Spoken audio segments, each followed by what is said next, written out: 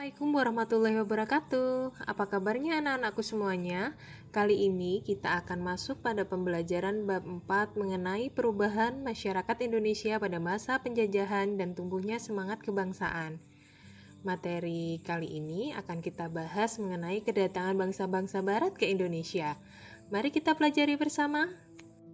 Tujuan pembelajaran pada pertemuan kali ini yaitu 1. Menjelaskan latar belakang kedatangan bangsa barat. 2. Menganalisis kedatangan bangsa-bangsa barat ke Indonesia. Latar belakang kedatangan bangsa barat ke Indonesia meliputi daya tarik Indonesia bagi bangsa barat dan faktor pendorong penjelajahan bangsa barat datang ke Indonesia. Mari kita bahas bersama. Daya tarik yang dimiliki bangsa Indonesia sehingga bangsa barat ingin memiliki dan menguasai bangsa Indonesia adalah 1.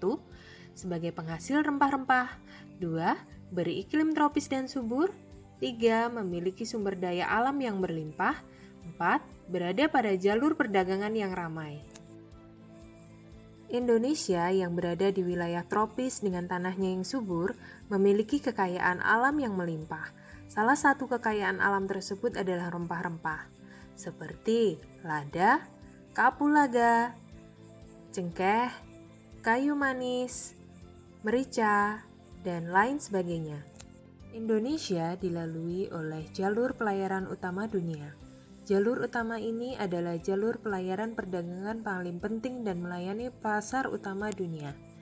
Kapal-kapal dagang dari Jepang, Cina, dan negara Asia Timur lainnya yang menuju ke Eropa melalui Indonesia, dan juga sebaliknya.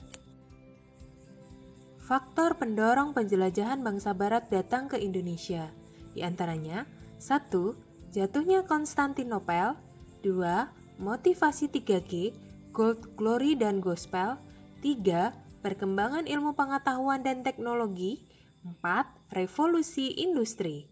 Mari kita bahas bersama. Faktor pendorong bangsa barat datang ke Indonesia. 1. Jatuhnya Konstantinopel. Jatuhnya Konstantinopel pada tahun 1453 ke Turki Utsmani mengakibatkan pasokan rempah-rempah ke wilayah Eropa terputus. Jatuhnya Konstantinopel menandai akhir Perang Salib yang panjang sejak 1096. Perang Salib adalah sebutan bagi pertempuran antara agama-agama di Eropa dan Asia Barat sejak abad ke-11 hingga ke-17 Masehi. Hal ini dikarenakan boikot yang dilakukan oleh Turki Utsmani. Situasi ini mendorong orang-orang Eropa melakukan penjelajahan ke Nusantara. Faktor pendorong bangsa barat datang ke Indonesia lainnya karena motivasi 3G, Gold, Glory, dan Gospel. Dalam perjalanannya, bangsa Eropa melakukan praktik kolonialisme dan imperialisme untuk membangun dan mengembalikan kejayaan yang dimiliki bangsa Eropa pada zaman dahulu. Kolonialisme adalah penguasaan oleh suatu negara atas daerah atau negara lain. Imperialisme adalah sistem politik yang menjajah bangsa lain untuk mendapatkan kekuasaan dan keuntungan yang besar. Diawali dengan gold. Motivasi gold artinya emas atau kekayaan. Pada abad pertengahan, rempah-rempah merupakan komoditas utama perdagangan dunia. Di sini, rempah-rempah dianggap sebagai emas atau hal-hal yang mendatangkan kekayaan.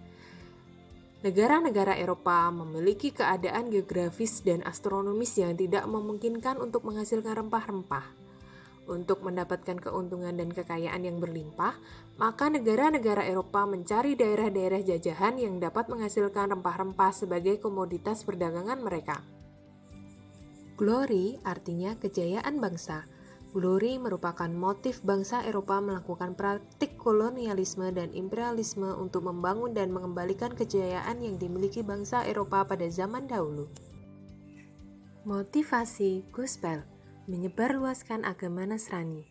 Bangsa-bangsa Eropa menerapkan praktik kolonialisme dan imperialisme yang dilandasi motif menyebarluaskan agama tertentu ke seluruh dunia, yaitu agama Katolik dan Kristen. Tetapi, hanya beberapa negara Eropa yang memiliki motif gospel, di antaranya Portugis dan Spanyol. Portugis dan Spanyol merupakan negara yang mayoritas penduduknya beragama Katolik dan sangat menghormati dan menaati Paus di Vatikan.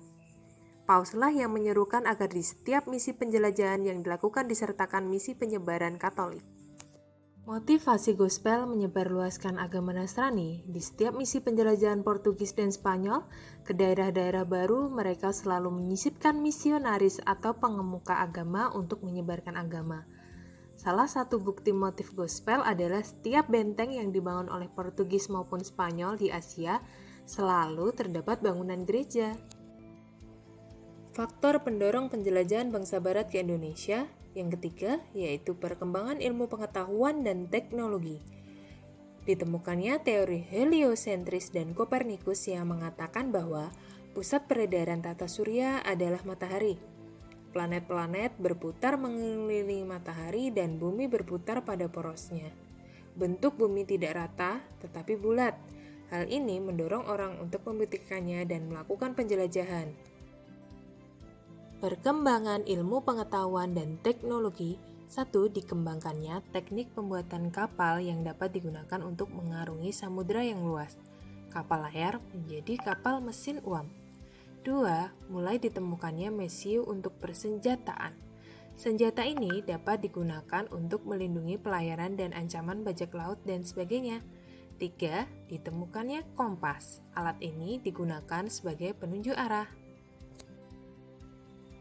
Faktor pendorong penjelajahan bangsa barat selanjutnya yaitu revolusi industri yang terjadi pada periode tahun 1750 sampai 1850. Revolusi industri adalah pergantian atau perubahan secara menyeluruh dalam memproduksi barang dari sebelumnya menggunakan tenaga manusia dan hewan menjadi tenaga mesin. Misalnya, mesin pemintal tradisional diubah menggunakan mesin uap. Revolusi industri berdampak pada penemuan mesin-mesin, mesin uap, sarana transportasi, dan lain-lain. Dampak revolusi industri 1. Memicu bangsa-bangsa barat melakukan penjelajahan. 2. Bangsa-bangsa barat memerlukan bahan baku yang lebih banyak. 3. Bangsa-bangsa barat memerlukan daerah pemasaran untuk menjual hasil-hasil industrinya.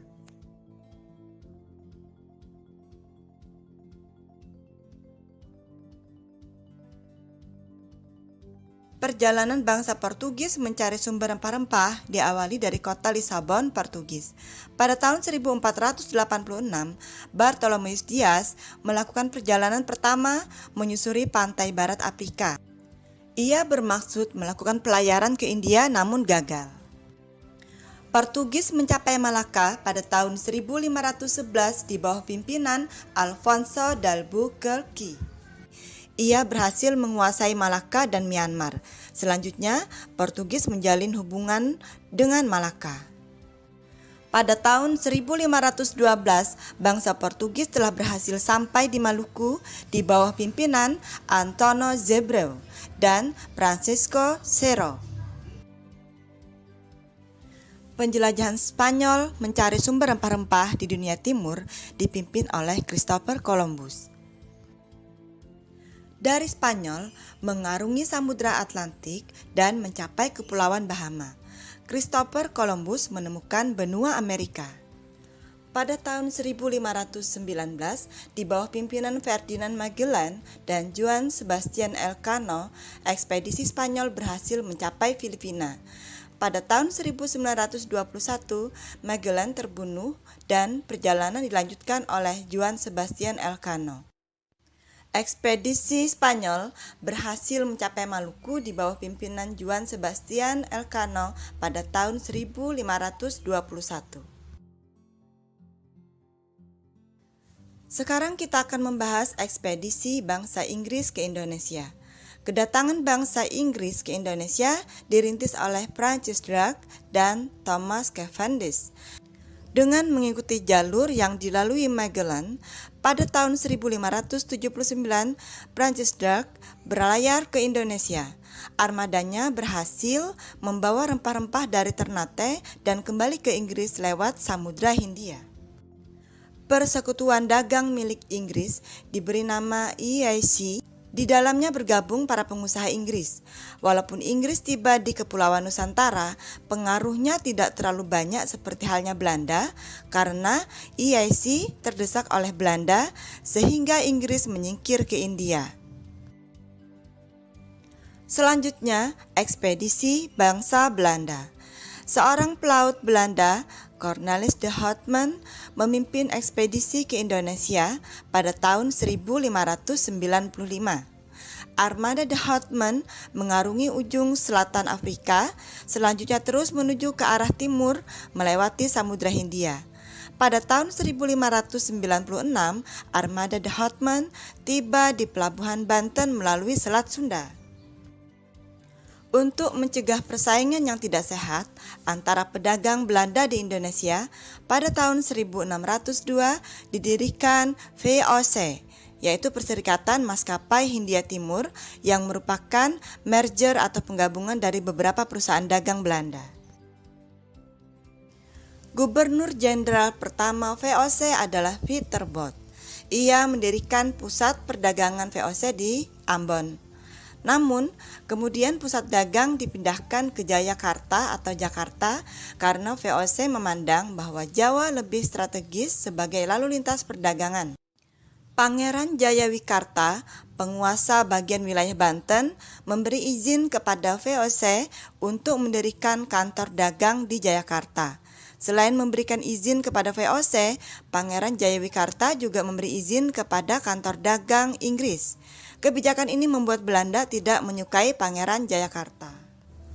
Gubernur Jenderal VOC Jan Pieterszoon Koen membujuk penguasa kerajaan Banten untuk memecat Pangeran Jayawikarta sekaligus memohon agar izin kantor dagang Inggris EAC dicabut.